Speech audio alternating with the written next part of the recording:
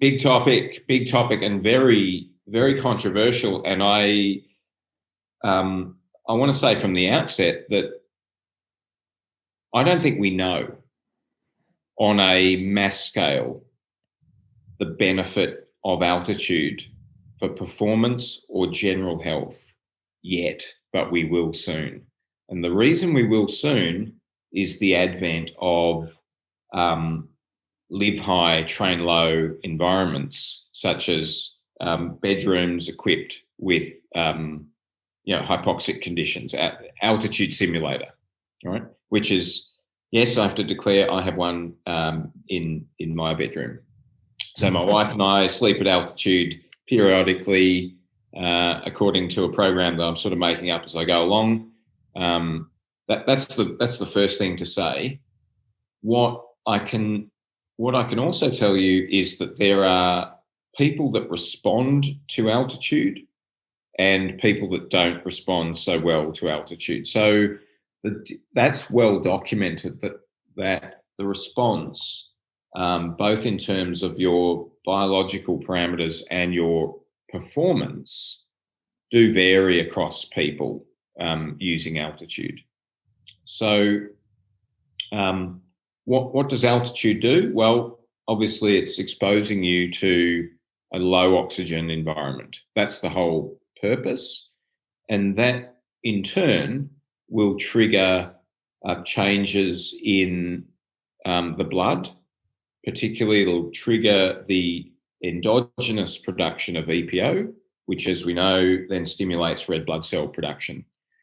What I know is that the change in sort of blood hemoglobin, which is the molecule that carries oxygen, after being at altitude for a period, can be increased by something like somewhere between 6 and 10%. That doesn't necessarily translate to a 6 to 10% increase in aerobic ability.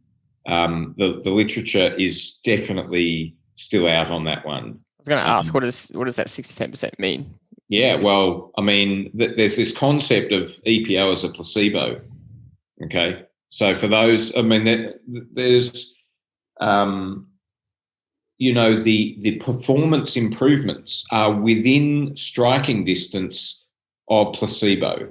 So you could give them a sugar pill, say, this is EPO, mate, see how you go, and you may get similar benefits in terms of performance. So the jury is still out on altitude and might I say on EPO for that matter. There have been studies where they administer highly trained athletes with EPO and their performance benefit is not that different to placebo.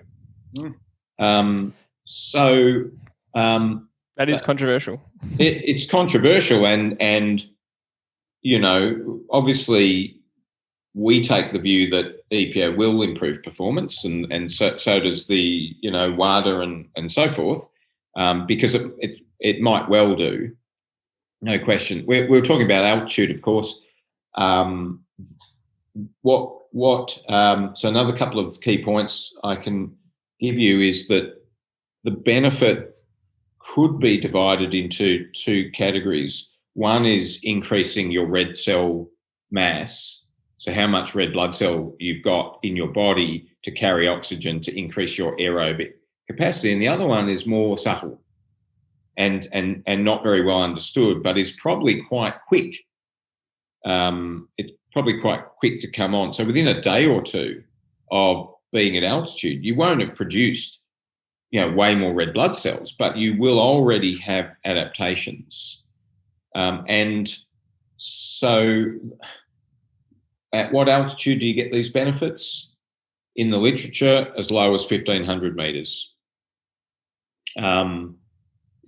Optimally 2,000 to 2,500 meters of altitude, and optimally for a period of weeks. And again, this is something I'd love to talk to you about at length another time, once I've learnt more and experienced more myself. But definitely there is a way to do this, to build this into a training program.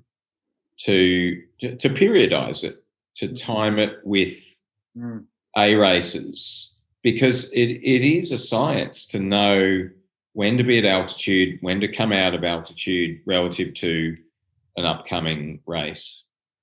Correct me if I'm wrong, but it sounds like you're not so sure on what the literature says and the outcomes of it, yet you sleep with an altitude tent. I do. So I'll declare straight away that I always experiment on myself, and two, there's enough support in the literature. It's controversial, but there is support in the literature. But I'm also interested in the longevity benefit that comes from something called hormesis, which is basically exposing the body to difficulty and the long-term benefit of that.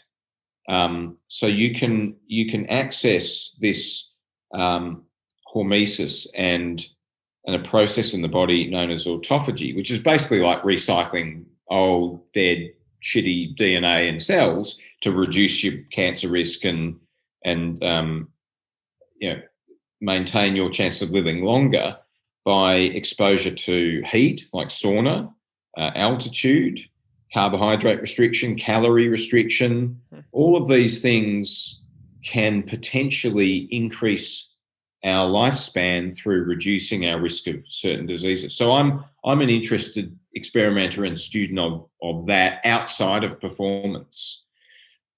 So yeah, that's why I'm interested. But as you say, as you rightly point out, the literature is definitely divided on the benefit, largely because there is a paucity of really good studies. There's just not that many good studies.